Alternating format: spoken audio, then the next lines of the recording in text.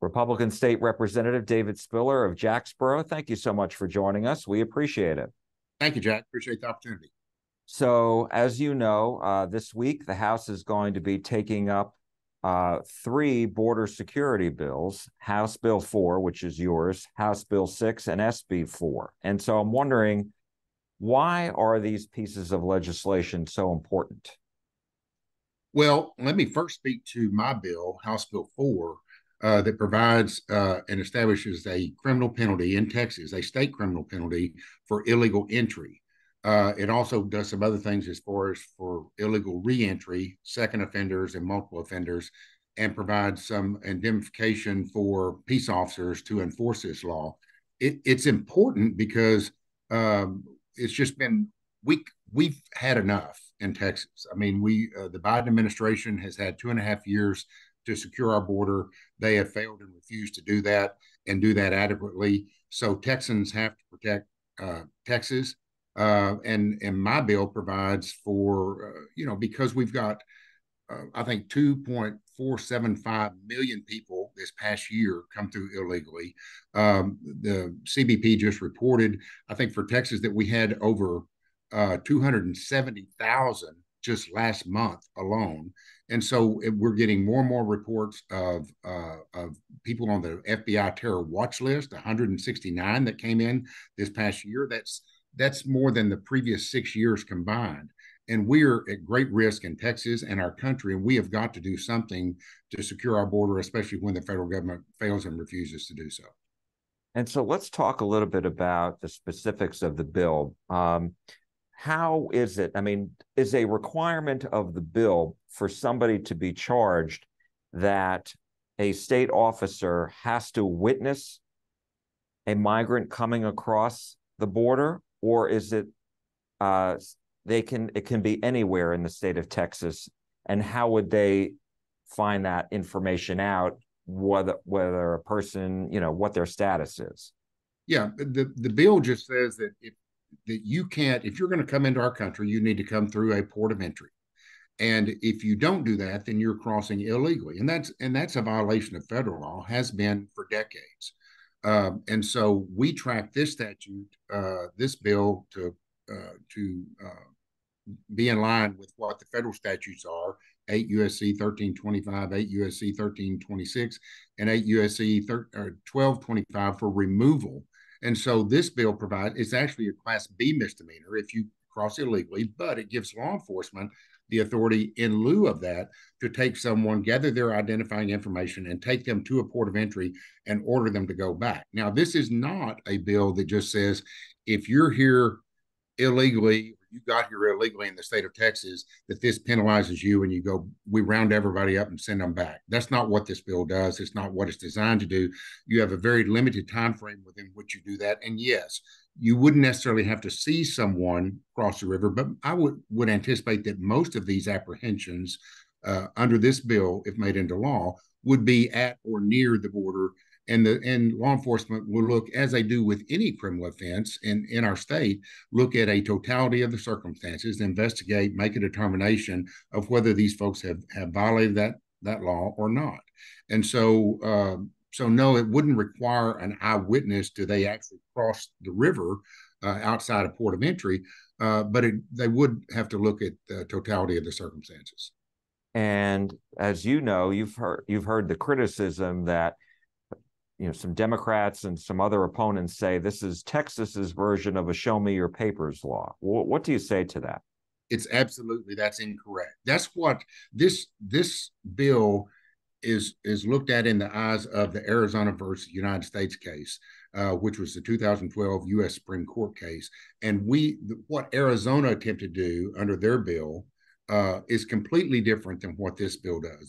This avoids all those problems that Arizona talked about, and ours, I feel, is not preempted by federal law and is authorized for us to do this. So I hear that criticism, and it's easy to make that criticism unless you actually read the bill, read Arizona, and understand that that's not what this bill is about.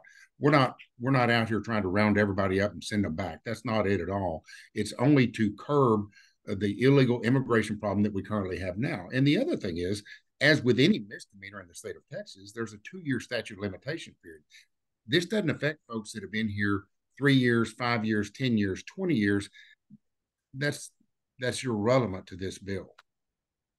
And let me ask you, as far as an impact on local sheriff's departments, jails, are people able to, it's a Class B misdemeanor, so does this require jail time at all?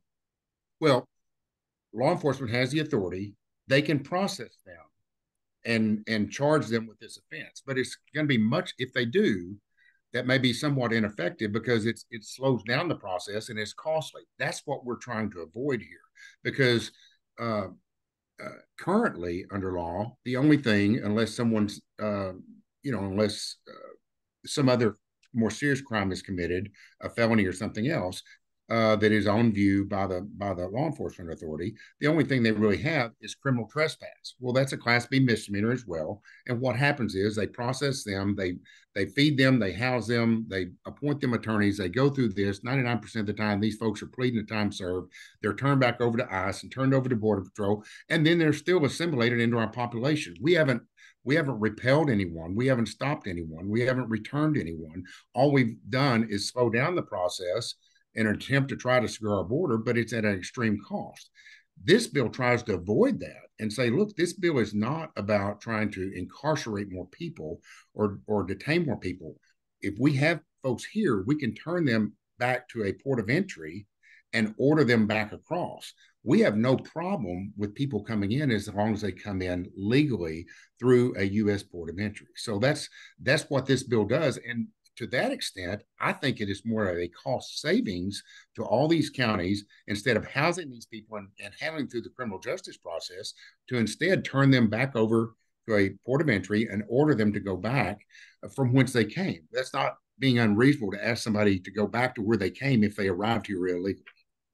And then let's talk about House Bill 6. You were at a hearing this week, and it passed the committee hearing, the Appropriations Committee, and I saw some of your back and forth with one of the witnesses who was there to testify, who thought this was a waste of money and that it wouldn't work, and you didn't seem too pleased with that. Talk to me a little bit about that. Well, House Bill 6 has to do with funding for the border wall, and so $1.5 billion, and we've allocated over the last 2 bienniums somewhere near $10 billion. So yes, that's a lot of money. Yes, the federal government should be spending that, not us. And I get it if you don't like what's going on now, but my conversation with the individual was, well, how are you going to stop this? How are you going to stop these people that are known terrorists coming in? And we respectfully disagree with the approach that we need to make. And as I said, I don't think we as Texans want to sit idly by. And I applaud Governor Abbott for doing Operation Lone Star and doing everything that he can. But I think that we have to do what we can to protect Texas. And so House Bill 6 addresses that issue, allocates money to continue to build border wall. Many people in Texas don't realize that the state of Texas is building border wall. We've been doing it in 5 different locations and doing it in different ways in the most efficient way that we can. And so we will continue to do that to try to secure our border. So I support House Bill 6 completely. And as it relates to the price tag, it's a lot of money, as you mentioned. How do you know Texas is getting its money's worth? That this is, at the end of the day, really stopping people from coming over? Because, as you mentioned before, we've seen record numbers of people. Well, we have, but it's hard to compare that with what we would have were it not for the measures that we have in place and the tools that Operation Lone Star is put in place, whether it be through DPS, the Texas National Guard, through border walls that we have, through patrolling, through the buoys. They're just through cameras, through helicopters, through all sorts of things. What I would like to have happen would be at some point in the future that the federal government would reimburse us for us paying for them, to do their job for them. That's what our federal government should be, the ones responsible for securing our border, but they're not doing it. So there are some things that we as Texans can do, and that's what some of these bills try to address. Do you think there would be far more people coming across the border if it had not been for Texas stepping up? Oh, absolutely. There's no question about that. And these people would be just coming through unabated. And the witness in the appropriations hearing that I was at, uh, that was my point to them. If you weren't doing what we're doing, you don't know who's coming in. It wouldn't be anything about gotaways. It'd be about we don't have a clue. So we've got to continue doing what we're doing, and thank goodness that we have, because it would be much worse than it is. And then I also wanted to ask you about Senate Bill 4, which cracks down on stash houses and human smuggling. Yes. And that bill came through the last legislative session, didn't quite get across the finish line. So this is, it's a very good bill. Senator Flores, who's one of the senators that I overlapped with, and also the State Representative Ryan Ginn, they handled that previously, and it's their bill now. And what that does is target folks not that are here necessarily illegally, people that are U.S. citizens that are operating stash houses, that are smuggling people, that are doing some of these things, and bad actors. And we need to have more significant and serious penalties for those type of actions. And so that's what that bill does. And that leads to jail time, correct? Yes, prison time. Yes. And so, as far as the impact on a local sheriff's department, there is the state offering any money? The sheriffs I've talked to say their jails are full, and if there are going to be more arrests, it's going to have an impact on their jail population. Is the state going to help on this? Well, I don't know the answer to that. I don't know what reimbursement, if any, there is. We passed some laws that talked in the regular session that talked about reimbursement if the state didn't pick someone up out of a county jail within a certain period of time after they've been convicted or sentenced. And so some of those things would come into play. I can't answer that question exactly about funding, but I would say that hopefully our jails aren't completely full of smugglers and operators of stash houses. That's a fairly rare from the counties that I deal with and the folks that I'm dealing with in sheriffs and who I'm talking to. They have that offense. They may have somebody in their jail or multiple people in their jail, but that doesn't make up the vast majority of the folks in their jail population. So I don't see this bill as significantly impacting cost to counties. And then I also wanted to ask you about House Bill 1. This was the bill filed last week by Chair Brad Buckley. And I'm wondering, there hasn't been any movement on that. This is his bill, and he has not referred it. So I'm wondering, what's the status of this? Is this school choice and school funding bill going to pass, do you believe? Here's where I think we are. And caveat, I'm not on public education committee. I'm not on the special select committee on education, but my understanding is that Senate Bill 1, the Senate's version, came across, and I don't think there is support in either of those education committees to pass that bill. And the committee that it would go to, I don't believe that they're going to grant it a hearing, and I don't believe that they're going to move it forward. The House and Chairman Buckley and Brad Buckley is a great representative and has worked so hard over the past several months. And I told him going in when he was the chair of Pub Ed, I said, look, you've got the most difficult job in this building because you're trying to bring people together to accomplish something that has never been done in Texas. And so he's worked extremely hard. He came through with a bill, filed it, but unless and until the governor amends his call, we can only consider those things and can only refer those bills that are under the governor's call. And Chairman Buckley's bill is broader than that because it deals with school funding, teacher pay raises, some other things. Then unless and until the governor amends that call, that bill can't be referred. So you've got Senate Bill 1 that's got to go, that I don't believe is going to go anywhere. You've got House Bill 1 that can't go anywhere. And so I think we're going to be passing some border bills and a vaccine mandate bill, but I don't know about school choice related issues. But at least it seems for now that the school choice, school funding bill, none of them is going to pass the House. Not during this session unless something changes significantly. And let me ask you, where are you on this bill? Do you support school choice, and do you support raising teacher salaries and increasing school funding? Well, I support public education. Before I became a member of the House, I was on my local school board for 26 years. So I'm a big proponent of public education, and I support kids. I support parents, and I support parents' abilities to make the best choices they can for their kids. I want the best for my kids. Everybody else wants the best for their kids. I get that. I understand that. My concern is I have a constitutional duty and obligation to adequately and efficiently fund public education in Texas.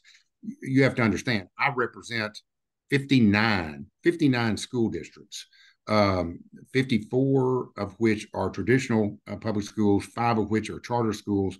I also have some private schools as well. So, it's a tricky issue in my district. But if I had something that I thought provided benefit to my schools and doesn't harm my schools, would I consider that? Absolutely. I just have not had the opportunity to vote on that yet, and haven't seen that yet. And if who knows what the future holds on that. But I support my school districts, and I support the kids in my district, in my rural school districts. And just to make sure that I heard you properly, you haven't seen anything related to a school choice bill that you could support?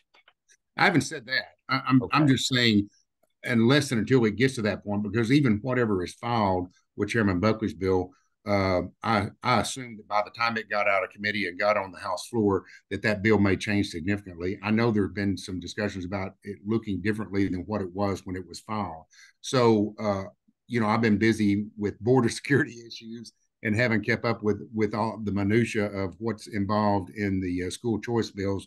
But certainly, if something came for me to look at, I would study it and vote what I felt like would be the best interest of the folks in my district, and the kids. All right, State Representative David Spiller of Jacksboro, we really appreciate your time. Thank you so much. Absolutely. Thank you, Jack. Appreciate it.